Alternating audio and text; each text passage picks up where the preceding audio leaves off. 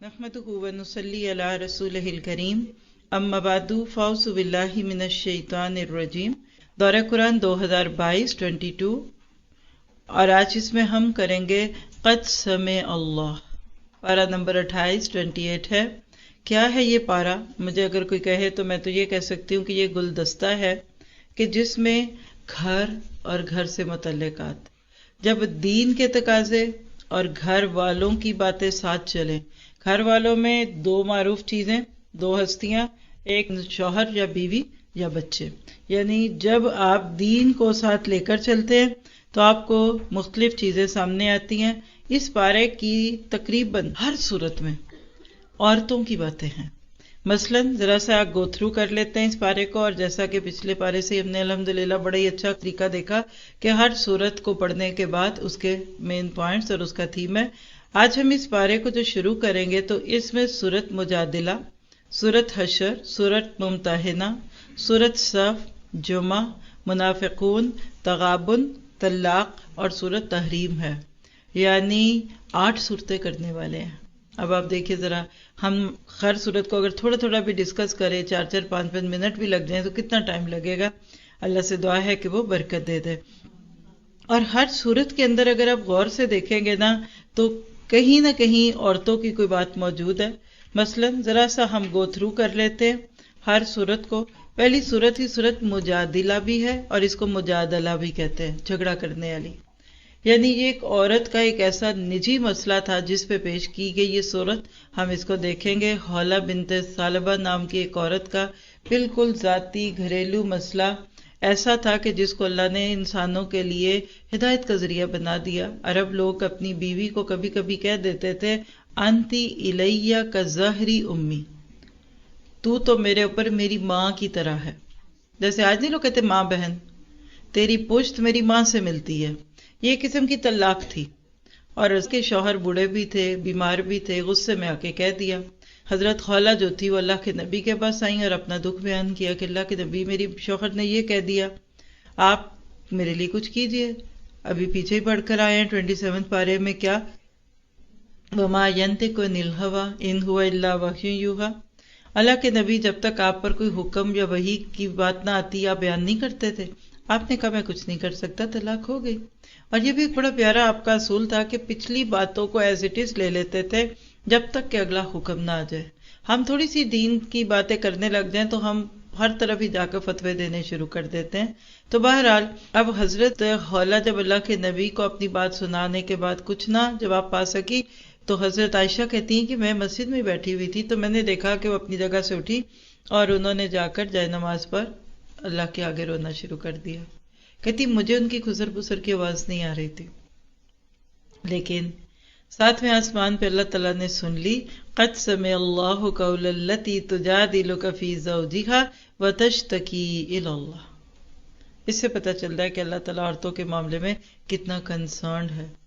پاس بیٹھی ایک عورت نہیں سمجھ پا رہی، لیکن 7ویں آسمان سے کون سے وائرلیس لگے ہوئے تھے۔ اور اس صورت میں آپ دیکھیں گے کہ ہر آیت میں لفظ اللہ ہے، اتنی یونیک صورت ہے۔ اور اگر آپ اس صورت کو دیکھیں تو اس میں نہ صرف یہ کہ زہار کے قانون کو موڈیفائی کیا گیا، بلکہ اس کے اندر جو بہت ہی خوبصورت پیغام آپ کو مجھے دیا جا رہا ہے کہ تم ان لوگوں میں سے اپنے آپ کو شامل کرواؤ کہ جو اپنی جان پہ بھوک سہ کر لوگوں کو کھلا دیتے ہیں۔ ایک پیارے سے صحابی کی کہانی، بہت سٹوریز ہیں اس بارے میں، ہر دوسری آیت میں کوئی نہ کوئی کہانی اور کوئی سٹوری ہے۔ پھر اسی طرح سے اس میں ہم مین پوائنٹس انشاءاللہ دیکھیں گے، تو مین تھیم آپ نے اس کا دیکھ لیا۔ پھر آگے جب جاتے ہیں تو آپ کے سامنے سورۃ حشر آ جاتی ہے۔ سورۃ حشر کیا ہے؟ بس حجت البالغہ ہے۔ سورۃ حشر میں نہ صرف یہ کہ یہود پر امام حجت کیا گیا جو کئی سالوں سے وہاں بیٹھے ہوئے تھے، بلکہ پھر اس میں اللہ سبحانہ تعالیٰ نے مال کی بانٹ، یعنی اسلام میں مال کا کیا نقطہ نظر ہے، اس کو آپ دیکھتے ہیں۔ پھر اسی طرح سے اس میں بڑی پیاری سی آیتیں آپ کو ملیں گی کہ لو انزلنا هذا القرآن على جبل لرأيته خاشعا متصدعا من خشیۃ اللہ، یعنی یہ قرآن اگر پہاڑ پہ بھی نازل کر دیا جائے تو وہ بھی کانپ جائے۔ یہ تو انسان ہی ہے جو بڑا سخت ہے، اتنا قرآن پڑھ کے سن کے پڑھا کے بھی وہ اپنی جگہ سے کبھی کبھی ہلتا نہیں ہے۔ پھر اس میں حزب اللہ کا تذکرہ کہ اگر کامیاب ہونا چاہتے ہو تو حزب الشیطان سے نکل کر حزب اللہ میں شامل ہو جاؤ، اور ول تنظر نفس ما قدمت لغد، تم میں سے ہر ایک کو چاہیے کہ اپنے کل کے لیے کیا تیار کیا ہے۔ تو بیسیکلی آخرت کی جواب دہی کو یاد دلانے والی صورت، اور اس کی آخری آیتوں میں اللہ کے ناموں کا ایک عظیم گلدستہ ہے۔ قرآن پاک کا وہ مقام جہاں سب سے زیادہ اللہ کے نام ہے وہ سورۃ حشر میں آپ کو ملتے ہیں۔ آگے چلتے ہیں تو سورۃ ممتحنہ شروع ہوتی ہے، یہ بھی عورتوں سے متعلق ہے۔ جب نبی صلی اللہ علیہ وسلم نے صلح حدیبیہ میں شرائط لکھی تھی تو اس میں رجال کا لفظ تھا، لیکن بعد میں کچھ معاملات عورتوں کے پیش ہو گئے۔ پھر اسی طرح سے اس میں بیعت کی بات ہے کہ عورتیں نبی صلی اللہ علیہ وسلم کے ساتھ کیسے بیعت کریں گی، اور اس پوری صورت کا جو مین تھیم ہے نا، لن تنفعکم ارحامکم ولا اولادکم یوم القیامہ، تمہارے خون کے رشتے ہوں، رحم کے رشتے ہوں، یا تمہاری اولادیں ہوں، قیامت کے دن تمہیں کام نہیں آئیں گی اگر تم نے اللہ اور اس کے رسول کے حکم کو پیچھے ڈال دیا۔ اور فتنے، اولاد کے فتنے، مال کے فتنے، کیسے انسان ان کی وجہ سے اللہ کے حکم توڑ دیتا ہے، صاف پتہ ہوتا ہے کہ اس کام سے اللہ ناراض ہے لیکن وہی کرتا ہے۔ اس میں آپ کو حضرت ابراہیم کا بہترین اسوہ دکھے گا کہ کیسے انہوں نے برادری سے ٹکر لی اور کس طریقے سے اللہ تعالیٰ نے ان کو پھر بعد میں اس کا بہترین بدلہ دیا۔ اور آگے چلیں گے تو سورت صاحب جان ہے اس پارے کی، اگر جان تک پہنچ کے کچھ وقت میں وسعت ہوئی تو آپ کو یہاں بتاؤں گی کہ بنیان و مرصوص کس کو کہتے ہیں۔ آج پوری امت کو اسی کی ضرورت ہے۔ ٹیم ورک کیا ہے، انصار اللہ بننا کیا ہوتا ہے، دیوار کی ہر اینٹ کی طرح جڑ جڑ کر اگر یہ امت بن جائے تو کوئی دشمن اس میں رخنہ نہیں ڈال سکتا۔ اور صف نام پہ صورت ہے، پیچھے صفات ہے۔ اسلام صف بندی سکھاتا ہے، روز بناؤ، لائن بناؤ، اور ہم ابھی تک تراویحوں میں صفیں نہیں پوری صحیح بنانا سیکھ سکے تو قتال میں اور جنگوں میں جا کر کہاں کوئی بنائے گا۔ بہت پیاری صورت ہے، یعنی آپ کہہ لیں کہ بکھری ہوئی اینٹوں کو ایک عمارت کی صورت میں کھڑا کرنے والی صورت ہے۔ اور اس صورت میں اللہ کے نبی کا مقصد بعثت ہے۔ وہ کہتے ہیں نا مقصد آمد رسول کیا ہے، وہ آپ کو اس صورت میں ملے گا کہ پیغام کو عام کرنا، هو الذی ارسل رسولہ بالہدی ودین الحق لیظہرہ علی الدین کلہ۔ پھر اس کے بعد اللہ تعالیٰ 10 میں ایک بڑی پیاری تجارت کی آپ کو مجھے خبر دیتے ہیں۔ آپ میں سے کتنے لوگ ہیں جو انویسٹ کرنا چاہتے ہیں؟ ہم میں سے ہر ایک چاہے گا کہ آج اگر آپ کو 10 دے دوں تو آپ بعد میں اس کو ذرا بڑھا دیں تو میں تو فوراً اس کو لینا یا دینا پسند کروں گی نا۔ تو اللہ نے یہاں ایک اتنی پیاری تجارت کہی کہ جس میں تنجیکم من عذاب علیم، آیتوں کے نمبر آپ خود ہی نوٹ کرتے جائیں گے انشاءاللہ۔ اور پھر اس کی کچھ شرائط دے دیں، اور اس کے بعد پھر کونوا انصار اللہ، والنٹیئر فارم فل کر دو، اپنے دل سے کمٹ کر لو کہ میں نے یہ کرنا وہ کرنا۔ اس کے بعد سورۃ جمعہ ہے، اور اللہ کا شکر ہے کہ یہ صورتیں جو میں بول رہی ہوں یہ ہم نے ریسنٹلی اس سال میں پڑھی ہیں۔ یو ایس اے ٹرپ کے اندر ہمارا جو مین کورس چلا تھا وہ بنیان و مرصوص تھا، جس میں سورۃ صف بھی کی، سورۃ جمعہ بھی کی، اور اسی طرح سورۃ حدید بھی کی۔ تو سورۃ جمعہ کیا ہے؟ ایک ٹریننگ سیشن ہے۔ صحابہ کرام نے کیسے کوٹ کوٹ کے اپنے ساتھیوں کو تیار کیا، پھر جس کو جہاں لگا دیا وہ ہلا نہیں، وہ بولا نہیں، یہ نہیں کہا میں بڑی اینٹ، میں نئی اینٹ، میں پرانی اینٹ، میں ایسی اینٹ، مجھے سامنے لگانا تھا، مجھے پیچھے لگانا تھا۔ اور اس میں پریکٹیکلی ایک واقعہ بیان کر کے جس میں مال کی محبت نے یہ بھی بھلا دیا کہ بیٹھے کہاں ہوئے ہیں، اور جگہ چھوڑ کر چلے گئے۔ اصل میں یہ نئے نئے مسلمانوں کی ٹریننگ تھی، اور مدینہ میں آنے کے بعد جمعے کی نماز کے دوران ایک واقعہ ہوا تھا، اس کا تذکرہ کر کے اللہ نے بتا دیا کہ علم کتابوں کے بوجھ کا نام نہیں ہے، کمثل الحمار یحمل اسفارا۔ پچھلی قوم کے وہ دیندار جنہوں نے دین پہ عمل نہ کیا، وہ اصل میں ایک جانور کی مثال سے یہاں بتائے گئے کہ اگر میڈیکل کی کتابیں گدھے پہ لاد دو تو آپ اس کو ڈاکٹر گدھا نہیں کہیں گے، اگر آپ لاء کی بکس کسی گدھے پہ لاد دے تو اس کو آپ گدھا وکیل نہیں کہیں گے۔ اسی طرح کوئی کتابیں اپنے سر پہ یا کندھوں پہ لاد لے تو عالم نہیں بن جاتا، جب تک انما یخشی اللہ من عبادہ العلماء، جب تک اللہ تعالیٰ کا خوف اور اس کی خشیت دل میں نہیں آتی۔ اور پھر اس کے بعد سورۃ منافقون تو نام سے ہی آبویس ہے کہ وہ کیا ہوگی۔ دل کی دھڑکنیں ڈسٹرب ہو جاتی ہیں، فلکچویشن ہونے لگتی ہے اس صورت کو پڑھتے پڑھاتے ہوئے۔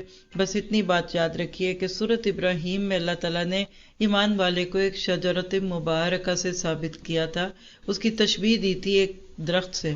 الم تر کیف ضرب اللہ مثلا کلمۃ طیبۃ کشجرۃ طیبہ، وہاں جڑ سے لگے ہوئے درخت کی بات تھی جو گرو کرتا ہے، سایہ دیتا ہے، پھل دیتا ہے۔ یہاں اسی درخت کو کاٹ کر ایک لکڑی کے شہتیر سے مثال دی گئی، کأنہم خشب مسندہ۔ یہ تھیم نقطہ اس صورت کا، خشب مسندہ، سوکھی لکڑیاں۔ آپ دیکھتے ہیں کہ درخت زمین میں اگا ہوتا ہے تو بارش ہو تو درخت سرسبز ہوگا، اور کٹی ہوئی لکڑی کے اوپر بارش کا پانی پڑے تو وہ پھول جاتی ہے۔ منافق پہ اگر کبھی علم کا پانی پڑ بھی جائے نا تو وہ اور پھول جاتا ہے۔ اللہ نہ کرے ہم میں سے کوئی ایسا ہو۔ ایمان کے ساتھ اس قرآن کو سنیں گے، سنائیں گے تو درخت کی طرح بڑھیں گے، بڑھوتری ہوگی۔ اور اگر دل میں دنیا کی محبت یا کچھ اور چیزیں لے کر بیٹھے ہوں گے، اپنے زوم میں تو بڑے پھولے رہیں گے کہ میں نے ایک اور کورس کر لیا، میں نے اتنی کتابیں پڑھ لی، لیکن آپ سے وہ خیر نہیں نکلے گی جو کہ سچے مومنوں سے نکلتی ہے۔ اور پھر اس بارے کے اندر ہم دیکھیں گے کہ موت سے پہلے خرچ کر دو، اس سے پہلے کہ اس وقت یہ اس کو دے دو۔ زندگی میں یہ سارے فیصلے کر جاؤ تاکہ بعد والے جھگڑوں سے بھی بچ جائیں اور آگے جا کر تم حساب سے بچ جاؤ۔ اور پھر اس کے بعد سورۃ تغابن تو کیا ہے، یہ بھی پڑھی ہم نے الحمدللہ۔ غبن، دھوکے، جب آپ اپنی نیکیاں دوسری کے نام پہ جاتی دیکھیں یا آپ دوسرے کے گناہ اپنے پلڑے میں آتا دیکھیں تو لگ بتا جائے گا کہ یہ خاندان کو خوش کرنے کے لیے گناہ کرنا کیا ہوتا تھا، اور یہ اولاد کی خوشیوں کے لیے گناہ کرنے کیا تھے۔ یعنی بہت ہی زیادہ ڈرانے والی صورت ہے اس رنگ میں کہ آج دنیا میں کسی انسان کو خوش کرنے کے لیے اللہ کو ناراض نہ کرے، اور عموماً ہم اپنے پیاروں کا نام لے لے کر پیارے رب کو ناراض کرنے لگ جاتے ہیں، تو قیامت کا دن غبن کا دن، دھوکے کا دن ہوگا، اور لوگ کسی کو نیک سمجھ رہے ہوں گے اور پتہ چلا کہ وہ بمتاز الیوم ایھا المجرمون کی صف میں کھڑا کر دیا گیا۔ اور پھر اس کے بعد اس صورت کے بھی اینڈ پہ آپ کو ان تقرضوا اللہ قرضا حسنا کی بات ملتی ہے۔ آگے چلتے ہیں تو سورۃ طلاق پھر گھریلو صورت ہے، پیچھے سورۃ نساء گزری، پیچھے سورۃ بقرہ کے آخری حصے میں عورتوں کے مسائل، طلاق اور عدت کے مسائل۔ یہ سورۃ طلاق جس کو نساء صغرا بھی کہتے ہیں، چھوٹی سورۃ نساء، اس میں پھر طلاق کی صورت میں مختلف باتیں بتا کر ہم سب کو جو پیغام دے دیا وہ کیا ہے کہ تقوی اختیار کرو گے تو اللہ تعالیٰ تمہیں غیب سے رزق دے دے گا۔ یعنی اس میں تقوی بہت ہے، کیونکہ ایسے معاملات میں تقوی ہی کی ضرورت ہوتی ہے۔ اور پھر آخری سورۃ تحریم، جس میں ہم ایک بڑی خوبصورت سی دعا بھی سیکھیں گے۔ اور سورۃ تحریم کیا ہے؟ اللہ کے نبی کے گھریلو معاملات، شوہر بیوی، بیوی شوہر، یا بیویوں کے آپس کے معاملات کیسے ہوتے ہیں۔ اور قوا انفسکم واہلیکم نارا وقودھا الناس والحجارہ، واحد مقام قرآن کا اس صورت میں ہم پڑھیں گے جہاں ایمان والوں کو آگ سے ڈرایا گیا۔ اس سے یہ خوش فہمی بھی دور ہو جاتی ہے کہ ایمان والے آگ میں نہیں جا سکتے، اللہ کرے کہ وہ نہ جائیں۔ اور پھر اس صورت میں توبۃ نصوحہ کی بات ہے، اور اللہ ہمیں اس کی توفیق دے۔ اور اسی میں ہماری ایک بڑی خوبصورت سی دعا ہے، دیکھ لیجئے، ربنا اتمم لنا نورنا، اے اللہ ہمارے نور کو پورا کر دے، واغفر لنا، اور ہمیں بخش دے، انک علی کل شیء قدیر، بے شک تو ہر چیز پر قدرت رکھنے والا ہے۔ آیت 8 میں یہ وہ دعا ہے جو لوگ پل صراط پہ کھڑے ہو کے کریں گے، تو اس کو کہیے پل صراط کی دعا۔ آج آپ اور میں اگر اس کے لیے تیاری کرنا چاہتے ہیں تو اس دعا کو یاد کریں گے۔ اور آخر میں پھر دعا کی طاقت، اس پارے کے اندر ایک ایسی خوبصورت دعا ہے کہ جو عورت نے مانگی، جس کو بی بی آسیہ کہتے ہیں۔ فرعون کی زوجیت میں ایک عورت کتنی کو مجبور ہو سکتی ہے، اور وہ فرعون جو خود کو انا ربکم الاعلی کے در پہ کھڑا کر کے اپنے آپ کو بڑا کرتا ہے، تو وہ اپنی بیوی سے کیا کچھ ایکسپیکٹ نہیں کرتا ہوگا۔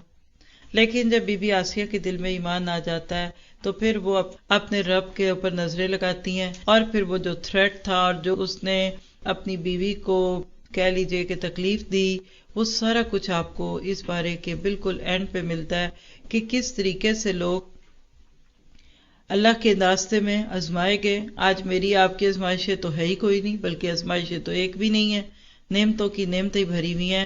تو بی بی آسیہ کی جو دعا تھی یہ ہے آج پاور آف دی دعا میں. دعا کیا ہے؟ رب ابن لی عندک بیتا فی الجنہ، اے میرے رب میرے لیے اپنے پاس جنت میں مکان بنا. کیا خوبصورت دعا مانگی. اور اللہ جب کسی سے پیار کرتا ہے نا تو اس کو اچھی دعائیں مانگنے کی توفیق بھی دے دیتا ہے. اور روایات میں اس کے اوپر بہت کچھ ہے. میں ساری چیزوں کو سکپ کرتے ہوئے صرف آپ کو اس دعا کے الفاظ کے ساتھ ہی جوڑ دوں تو وہ کیا ہے کہ جب موسیٰ علیہ السلام نے جادوگروں کے مقابلے میں میدان جیت لیا تو وہ لوگ جن کو فرعون نے کھڑا کیا ہوا تھا ان میں ان کے اپنے گھر والے بھی تھے. تو جادوگر مسلمان ہوئے تو ایمان کی کرنیں اس کی اپنی بیوی کے دل میں بھی آ گئیں. اللہ تعالیٰ نے حضرت آسیہ کا دل کھول دیا اور انہوں نے حقیقت میں پھر وہ ایمان قبول کیا کہ جس کے بعد تبدیلی آتی ہے. ایک جملہ لکھیے، کوئی ضروری نہیں کہ اسلام قبول کرنے کے بعد آپ کے اندر چینج آ جائے، آپ کے اندر تبدیلی آ جائے، لیکن ایمان قبول کرنے کے بعد آپ کے اندر تبدیلی ضرور آتی ہے. تو حضرت آسیہ علیہ السلام کو جب فرعون نے تھریٹ دیا اور ان کے قتل کی کوشش کی، ان کے ہاتھ پاؤں باندھ دیے اور ان کے اوپر میہیں گاڑ دی، تو اس وقت پھر انہوں نے یہ دعا کی تھی تختہ دار پہ. اور حدیث میں آتا ہے کہ اللہ نے پھر ان کی دعا قبول کی، حجاب ہٹایا اور ان کو ان کے جنت کا گھر دکھایا اور جس پر وہ مسکرانے لگی. اور اس وقت کہتے ہیں کہ فرعون نے جب ان کو مسکراتا ہوا دیکھا تو کہنے لگا تمہیں تعجب نہیں معلوم ہوتا، اتنی سخت سزا میں یہ مبتلا ہے پھر ہنس رہی ہے. یقیناً اس کا دماغ ٹھکانے نہیں. اور اس طرح سے اس نے حضرت آسیہ علیہ السلام کو شہید کر دیا. لوگوں کو تو وہاں جا کر ملے گا، ان کو دنیا میں مل گیا. اور ان کی خوبیوں میں ایک یہ خوبی بھی آتی ہے کہ حضرت آسیہ ان بڑی 3-4 ان لیڈ قسم کی خواتین میں سے جن کے نام اللہ کے نبی صلی اللہ علیہ وسلم نے لیے کہ یہ جنت میں اعلیٰ مقام پر ہوں گی. آئیے اس پارے کو بڑی محبت سے پڑھتے ہیں. ایک عورت ہونے کے ناطے خاص طور پہ آپ کو مجھے اس چیز کا فکر اور خیال بھی آنا چاہیے کہ اگر ہم اللہ کے نبی کے دور میں ہوتے، اگر میں اللہ کے نبی کے دور میں ہوتی تو میں کہاں ہوتی.